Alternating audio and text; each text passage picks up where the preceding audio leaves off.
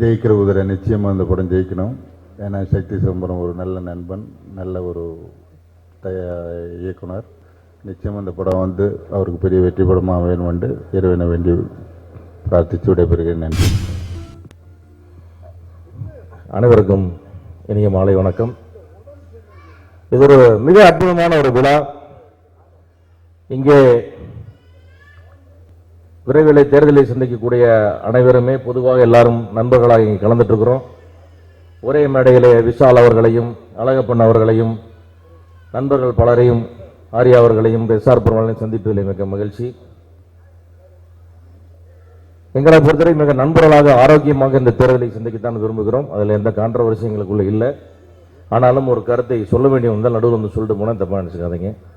ஜெயிக்கிற குதிரை இது என்னன்னு கேட்டிங்கன்னா, இந்த குதிரையே சக்தி சிதம்பரம் தான். ஏன்னா அந்த குதிரை வந்து ரஜினிகாந்த் சார் சொன்ன மாதிரி அது விழுந்து எழும், நிறைய முறை விழுந்து விழுந்து எழுந்து பாஞ்சிட்டே இருக்கும். அது நடுவில் சக்தி சிதம்பரம் வந்து உடம்பு சரியில்லாமல் ரொம்ப ஹெல்த் ப்ராப்ளம் ரொம்ப சீரியஸ் ஆனார். அதுல எல்லாம் மீண்டும் ஒரு மனிதன் வருதுன்றது வந்து பணப்பிரச்சனை ஈஸியாக தாண்டிடலாம், ஹெல்த் பிரச்சனை தாண்ட முடியாது. அவ்வளோ ஒரு வில் பவரோட அவ்வளோ பெரிய ப்ராப்ளத்தை ஓவர் கம் பண்ணார். சாதாரண யாராக இருந்தாலும் அப்படியே போயிருப்பாங்க. அப்படி ஒரு தன்னம்பிக்கையும் போராட்ட குணமும் ஒரு மூர்க்கத்தனமான போராட்ட குணம் உள்ளவர் தான் நண்பர் சக்தி.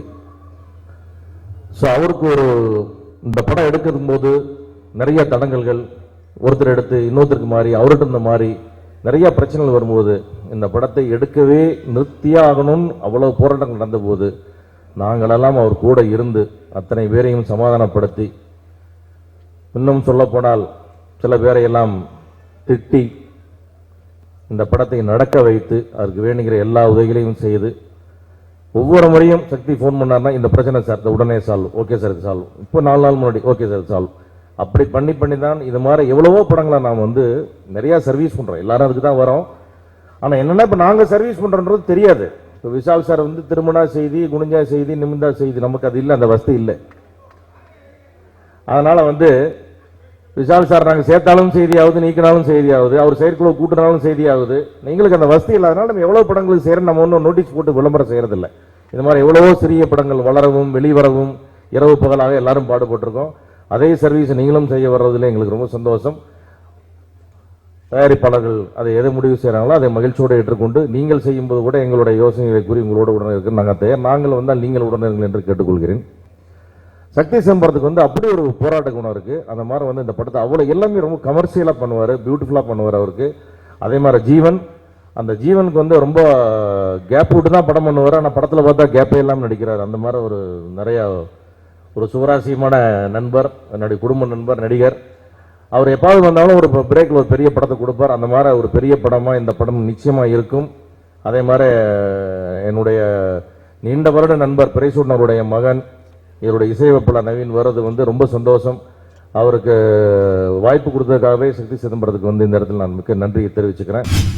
இன்னைக்கு வந்து நிறைய சிறப்பு அம்சங்கள் இருந்திருக்கு. எஸ், இது வந்து எனக்கு என்ன அறியாமலே நான் நின்று கை தட்டினேன். ஏன்னா அறியாமலே சில விஷயங்கள் வந்து நடந்தது, அதனால தான் நான் கை தட்டினேன் ப்ரொடியூசர் கவுன்சிலில். பட் எஸ்ஏசி சார் சொல்றதோ, டி சிவா சார் சொல்றதோ, தேனப்பன் சார், எல்லோரும், அழகப்பன் சார், எல்லோரும் நண்பர்கள் தான். இது வந்து நான் திரும்ப திரும்ப என்ன சொல்றேன்னா, அவருக்கு மட்டும் இல்லை, ஏன்னா நான் மிஸ்டர்ன்னு சொன்னால் அது கெட்ட வார்த்தைன்னு நினைப்பாங்க. ஸோ அதுவும் நான் சொல்லக்கூடாது. அவருக்கும் இல்லை, எல்லோருக்கும் நான் சொல்றது, என்னை என்ன திட்டினாலும் எனக்கு வந்து கோபமே வராது. ஏன்னா நான் நல்லதுக்கு மட்டும்தான் பண்ணணும்னு ஆசைப்பட்டு வரேன். எனக்கு வேற எதுவுமே தெரியாது. எனக்கு வந்து இந்த ப்ரொடியூசர் கவுன்சில் எதுக்குறான்னு எங்க வீட்டில் வந்து டிவி பார்க்கும்போது கைது செய் விஷாலை கைது செய் அப்படின்ட்டு டிவியில் எங்கள் அம்மா அப்பா பார்த்துட்டு சூப்பர் காமெடிடா இது, நல்லா இருக்கு இது அப்படின்ட்டு காமெடி சேனல் ரசிக்கிற மாதிரி பார்த்துட்டு இருந்தாங்க. அதுதான் ஸ்பிரிட். அதுதான் எங்க வீட்டில் நான் மட்டும் இல்லை, எல்லோரும் வந்து ரசிச்சு பார்க்கறது வந்து இந்த மாதிரி விஷயங்கள் தான்.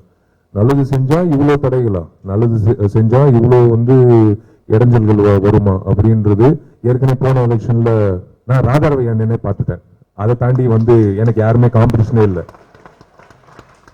எனக்கு சொன்ன விஷயங்கள் நாங்கெல்லாம் வந்து நடிகர் சங்கத்தில் நாங்கள் சொன்ன விஷயங்கள் அத்தனை விஷயமும் வந்து செஞ்சு முடிச்சிட்டோம். நாளைக்கு ஒரு முக்கியமான அறிவிப்பு, அதுவும் நாங்கள் வந்து அதிகாரப்பூர்வமாக நாளைக்கு நாங்கள் சொல்லிடுவோம். அதோட வந்து நாங்கள் சொன்னது எல்லாமே வாக்குறுதிகள் வந்து நிறைவேற்றிட்டோம். அதே மாதிரி எனக்கு சக்தி சார் தான் எனக்கு தயாரிப்பாளர் சங்கம் தலைவனா வந்து அது வந்து ஒரு பதவி அவ்வளவுதான். ஆனா இண்டஸ்ட்ரி நல்லா இருக்கணும், இது எனக்கு சோறு போட்ட தாய். இந்த சோறு போட்ட தெய்வத்தை வந்து நான் கண்டிப்பா நான் வந்து எந்த வகையிலும் அது வந்து திசை மாதிரி போகாம நல்லபடியா போகணுன்ற அடிப்படையில நாங்கெல்லாம் இளைஞர்கள் வரோம். பெரியவங்களோட ஆசீர்வாதம் எனக்கு தெரியும். அழகப்பன் சார் என்னைக்குமே என்னை வாழ்த்துவாரு. என்னோட என்னோட இவங்க பெரியவங்களோட வாழ்த்துக்களோட கண்டிப்பா வந்து இது நல்லபடியா அமையும். இந்த ஜெயிக்கிற குதிரை படம் வந்து ஒரு சிறப்பான ஒரு ரிலீஸா வந்து நாங்க அமைச்சு கொடுக்கறதுல எங்களுக்கு வந்து சந்தோஷம்.